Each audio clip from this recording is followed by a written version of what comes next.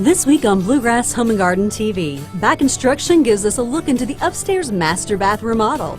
Springhouse Gardens discusses southern magnolias and junipers, and Jimmy Nash Homes gives us a look into the new model home almost finished at the Oaks. And Comfort Maker gives us practical advice to keep our heat pump working all winter long, all while we cook up a few holiday treats with Kate Horning.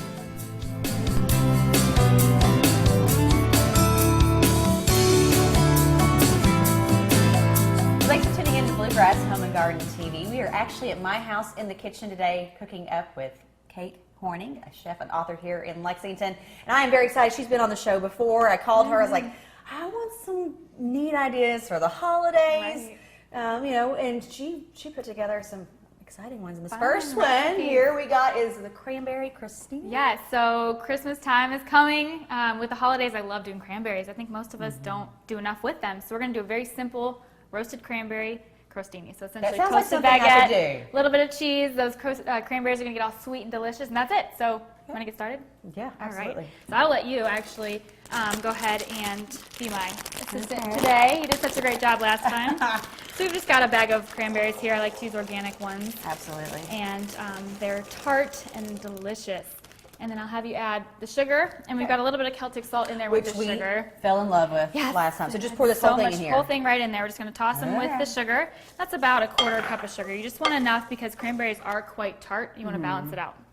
Then I'm going to have you add a little bit of balsamic vinegar. Ooh, okay. Just dump that on in there, and balsamic is going to add a nice acidic bite and also help them to kind of get that caramelized, gorgeous color. Toss that around. So we've got salt, sugar, balsamic, and then some rosemary. Okay. And to get the rosemary off, you just hold the top and pull down. So kind of against the, and rosemary to me is the holidays. It's one of my favorites. Yes, amazing. I love rosemary. And I love this dish because if you want to impress your guests, put this in the oven, they'll come over, your whole house will smell like rosemary and cranberries and sugar, and you can't beat it. So it's a very simple way to really impress everyone. So that should be enough. Okay. Enough rosemary. I'll keep just putting it in. We'll have the entire dish tasting like my rosemary. My husband came home and be like, what happened here? Right, why is there so much rosemary? And then you just put them on a baking sheet, just like this, and we're just going to roast them up until they are starting to burst and tender. It takes about 10, maybe 15 minutes. I like to do them at about 400 to 425 degrees, so very, very simple. And since we're going to be doing donuts as well, I'm doing them all at 400, so we're going to keep it simple today. All right, sounds That's fantastic. All right, we'll be here in just a second to see more how this is coming along, but right now we're going to hear from Back Construction.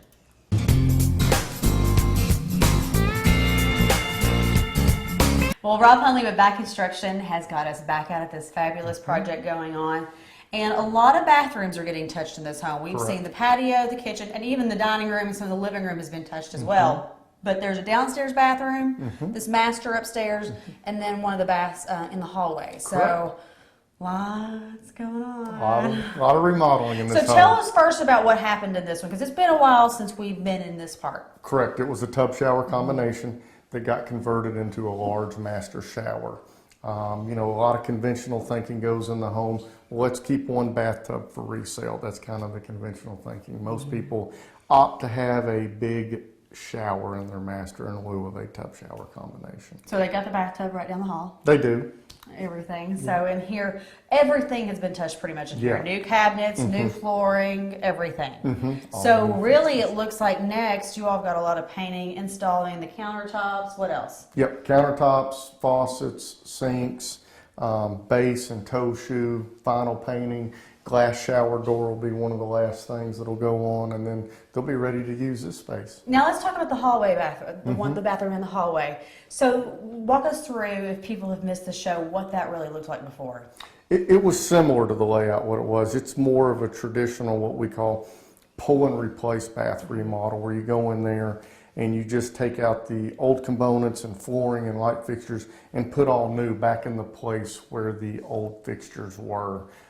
For instance, if the tub shower combination was there, take out the tub shower combination and put a new one in that same location. You can still use the rough-in pipes for the supply lines for the water, and then the waste lines for the... Now I will say that tub in that room in particular looks like it's a little small. So do they stay with the same size? Yes, it appears that way based on the size of the room, and then the shower surround goes up high in that wall too. Okay. Okay, but it's easily they could do something. They could come in and have another one brought up if they wanted to. We're Oh, seeing yeah. a lot, but it also depends on who's living in the home, because lots of times we've seen them where you almost have to have a ladder To get get in 'em. into the Yes, tub. So I mean, yes. depending on where you are in life, that might not be the best option. Amen. All right, then of course downstairs was just, I mean, what did they do on that one? It was another pull and replace. Okay. Same location, but all new fixtures and updating, bringing the house up to modern standards. All right. Well, if people have questions for you in the meantime, I'm sure there's people out there who are taking a look at their bathrooms and thinking, yeah, there's nothing modern about this. I know a few people. I won't point them out on there. Give us a call at 225-2225. You can always check us out online at backconstruction.com.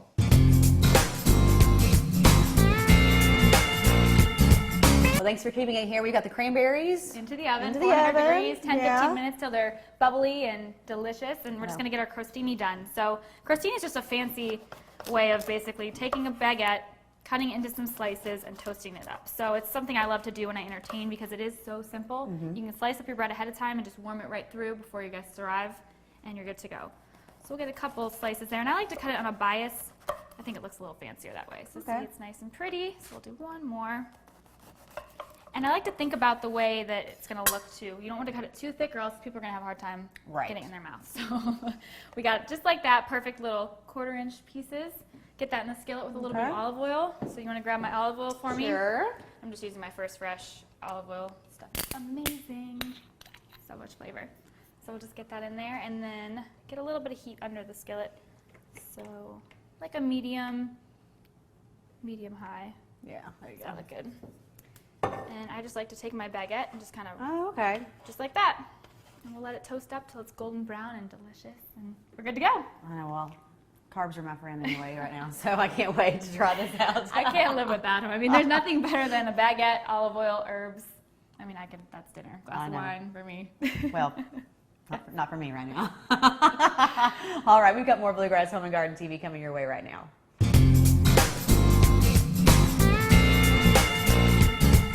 Well, many of us have seen the magnolias really take a beating these last few winters here in central Kentucky, and Richard Weber at Springhouse Gardens is giving us a little bit of hope today because he's seen some of them actually be able to make it that we thought we were going to lose. So Right. what's the verdict when it comes to the magnolias? Well, magnolias technically are not hardy to minus 15 and minus 20 degrees, but we had minus 17 here in Nicholasville, and these magnolias behind us have been in the ground for about 8 or 9 years, and I thought that we had lost them.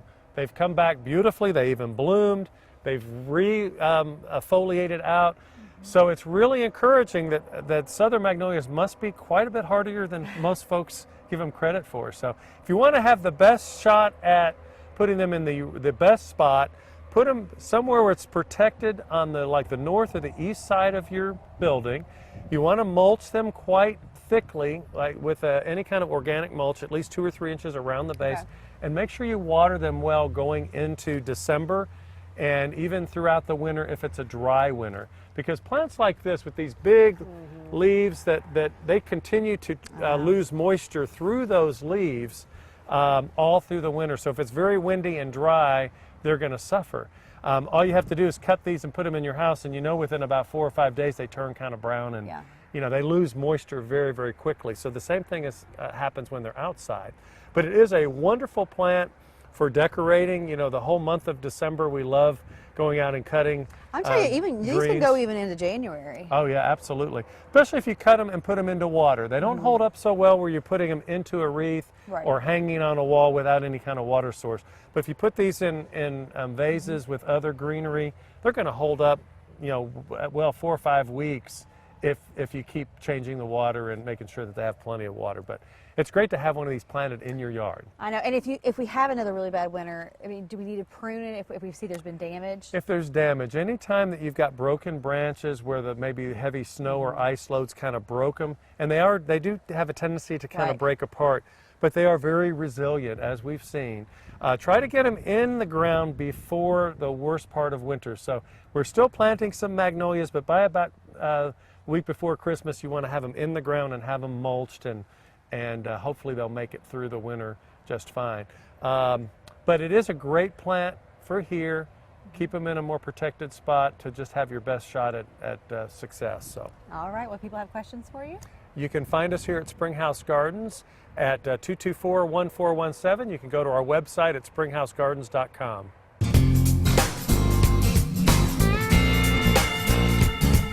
All right, I'm excited. It looks so good. I'm not hungry at all. No, not at all. No, Well, I I think know you might what- be after you Yeah, give this a taste. No, I'm hungry all the time right now. So, all right, so this looks fantastic. Yes, so we just lightly melted our cheese. You don't want your brie running everywhere. 'cause Right. That is not And as of course, good.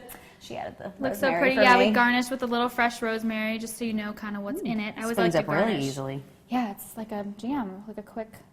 You don't have to put this much on, but I'm a cranberry lover, so for me, lots of more cranberries the better. But just a little bit of that cranberry on there.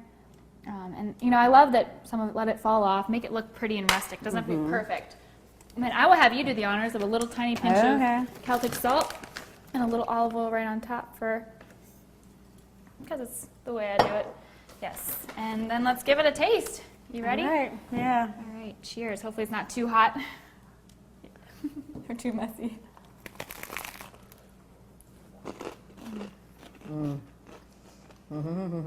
Good.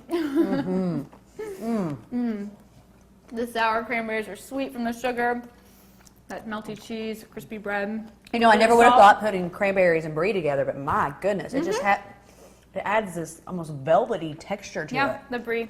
Yep, and it's got the earthiness that balances the cranberries as well. So. Yeah. All right, well, I'm going to finish this. We've got more Bluegrass Home and Garden TV coming your way right now.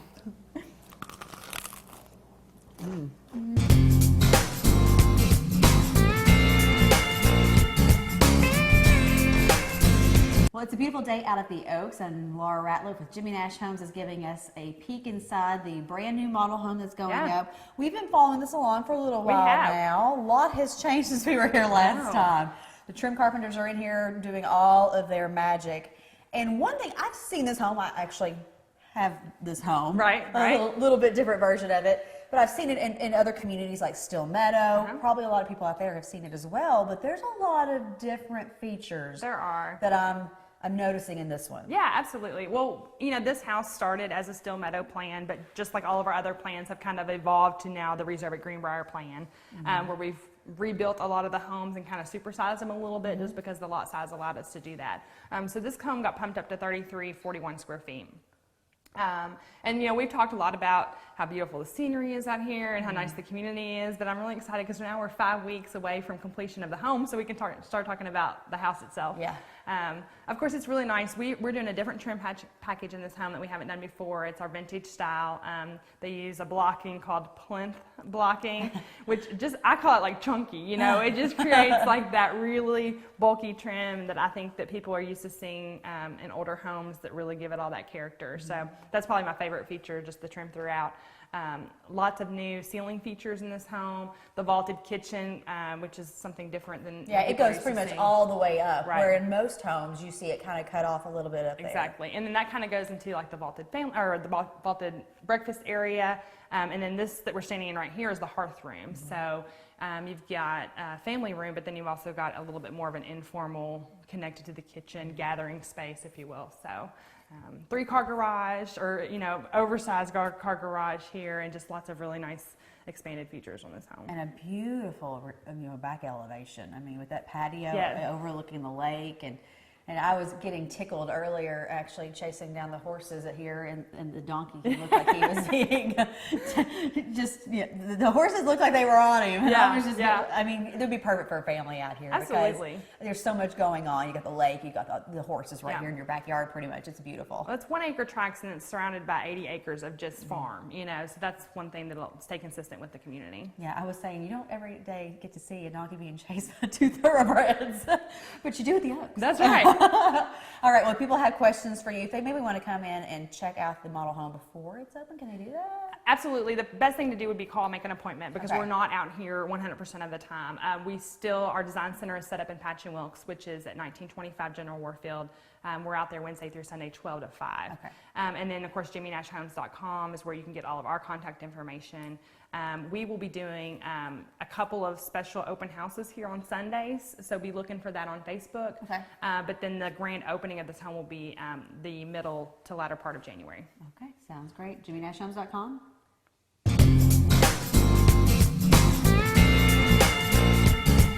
All right, well, I know I'm having some leftover crostini a little bit later, but Yeah. now we're getting ready to go to one that I'm really, really excited about, apple cider Donuts. donuts. Yes, and we're doing baked donuts today.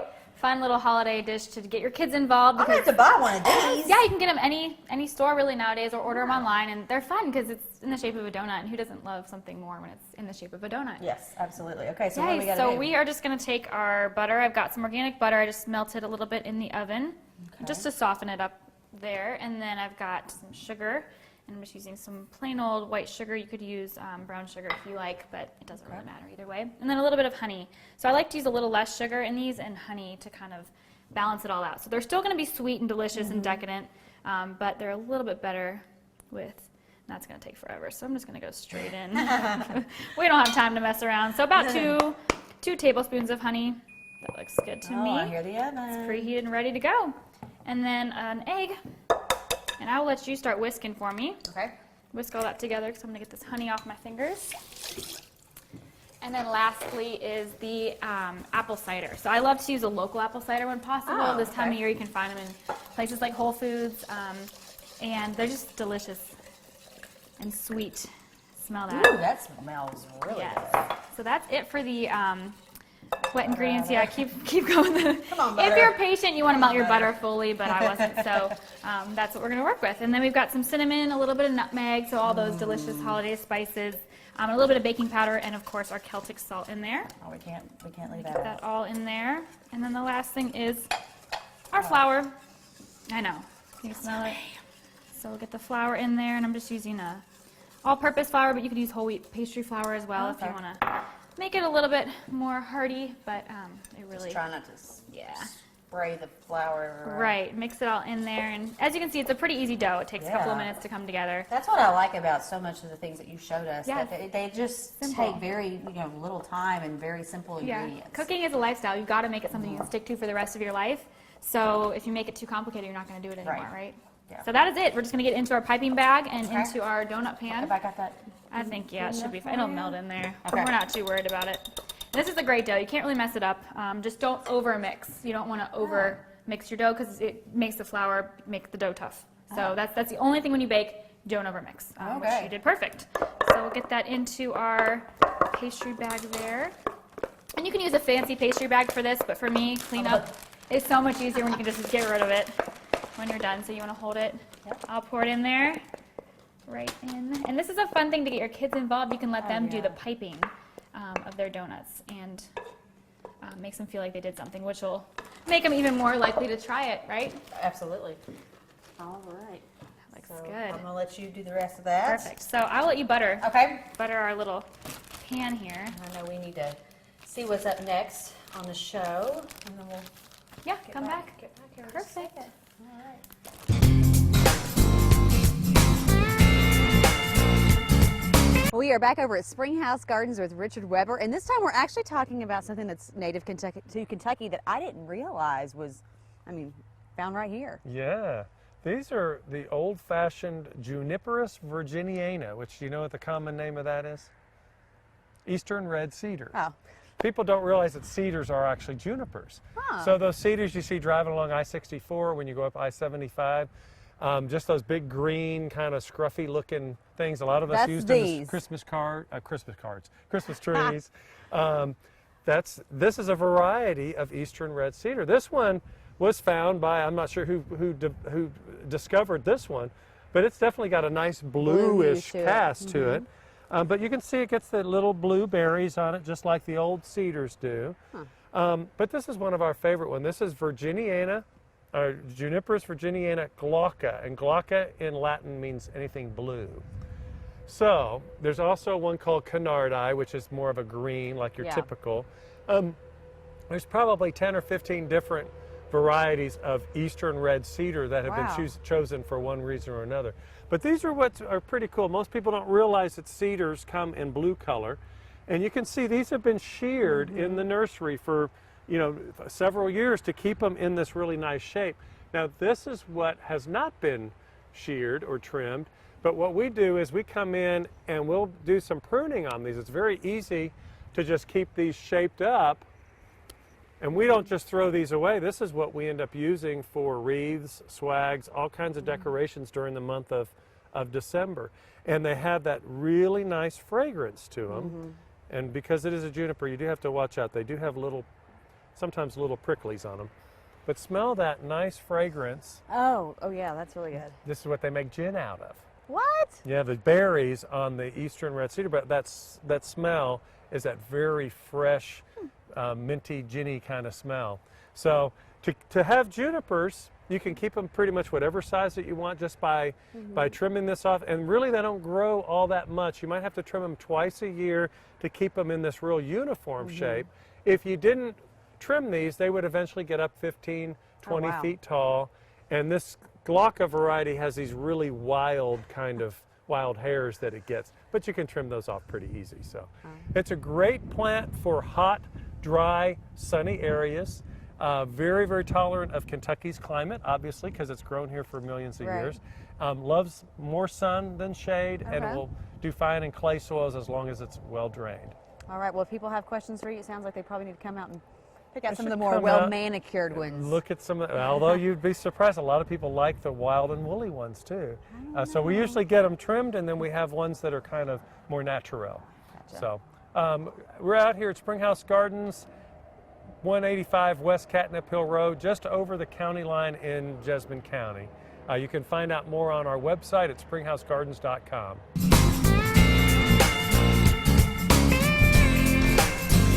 All right, so we're pretty much ready to get this in. Yes, we have it into her our hand. piping bag, and I'm just going to clip off the tip of it there just so it comes out nice and evenly. And then you just want to take it, and you've done a great job buttering it. You want to make sure I you made sure we got plenty of butter. liberally butter it so these don't get stuck, because there's nothing worse than all this effort and then your donut's stuck in there. We're just going to take it, and you want it to look like a shape of a donut, obviously, but don't overfill, because these will expand. We've got some baking powder in there that'll hopefully make them nice and fluffy.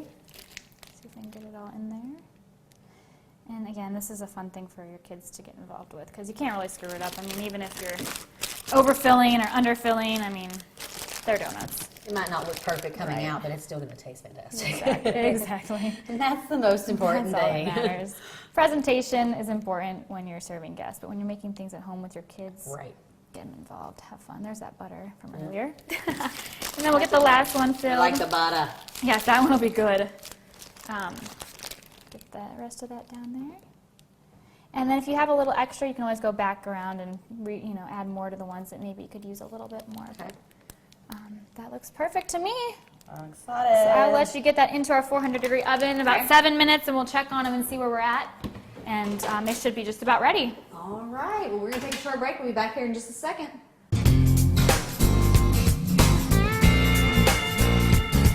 Well, welcome back. I'm loving the way it's smelling in here. They smell amazing. So now we need to make our toppings. So Okay. we can't have a good apple cider donut without that delicious Smells pretty good cinnamon, by sugar. itself. But Well, I'm if you really want excited to about skip this. the topping, eat it like this, I will not judge you. But let's show you how to make it at least. yeah.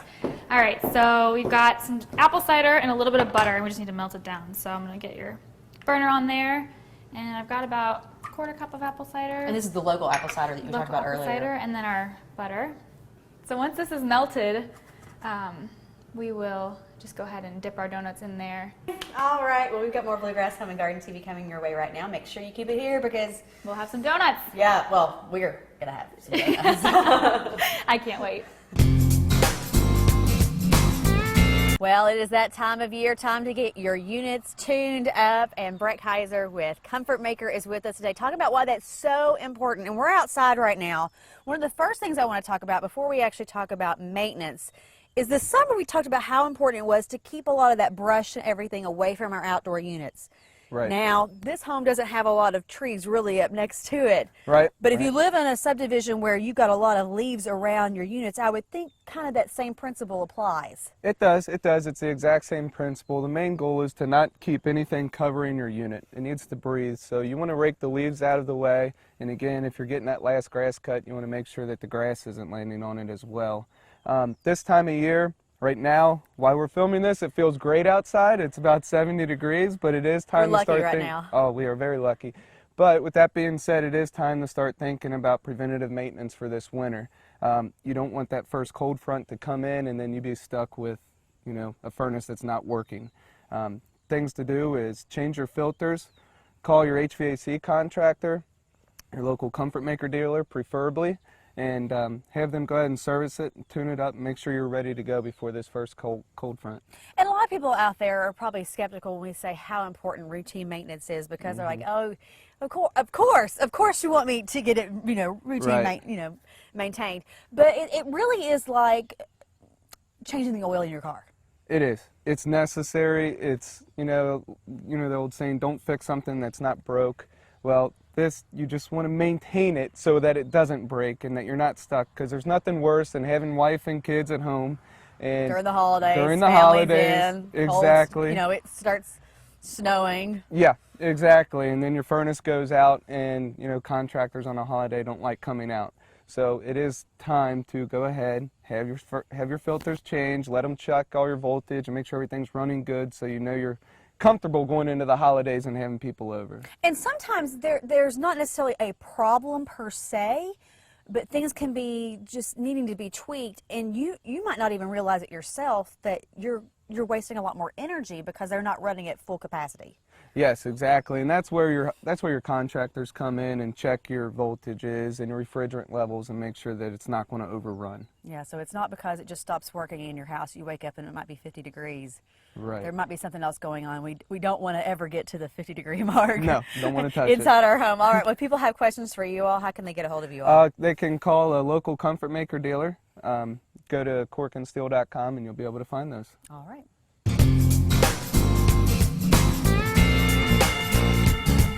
Alrighty. You ready? I am so Okay, ready. here, I'll give you one you can dip first. Just Okay. hold on to it because it is a soft donut, so you don't want to lose it in the...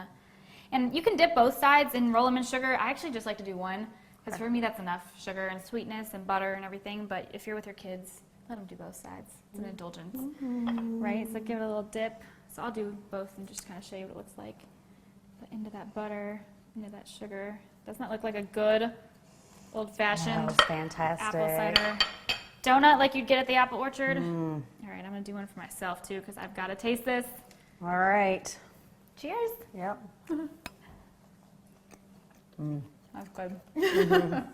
Just the right amount of sweetness, cinnamon, nutmeg. I love it. That's not going to last very long. All right, well, let's make sure everybody knows where they can go to get these recipes. Yes, all the recipes and more are posted on ahealthypassion.com. That's my website. Head on over there. There's a ton of great holiday recipes. If you don't want to cook, however, go to Whole Foods, get a holiday menu.